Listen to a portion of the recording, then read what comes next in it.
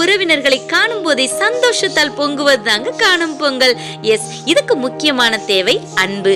அன்பு இருந்தா மட்டும்தான் ஒருத்தர் பார்க்கும்போது சந்தோஷத்தினால நிரப்பப்பட முடியும்.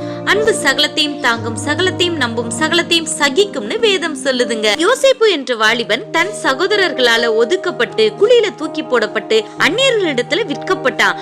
ஆனா கூட பல வருடங்கள் கழித்து தன் சகோதரர்கள் தன்னுடைய உதவியை நாடி வந்தபோது அவர்களை கண்டு சந்தோஷத்தினால் பொங்கினான்னு வேதம் சொல்லுதுங்க. என்னை இவ்விடத்தில் வரும்படி விற்று போட்டதினால் நீங்கள் சஞ்சலப்பட வேண்டாம், அது உங்களுக்கு விசனமாய் இருக்கவும் வேண்டாம்.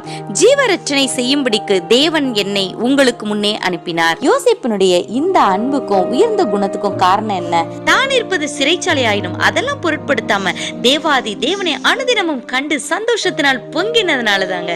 நாமும் யோசேப்பை போல அனுதினமும் கர்த்தரை காண்போம். பொங்கும் அந்த மகிழ்ச்சியால் மற்றவர்களையும் நேசிப்போம். God bless you.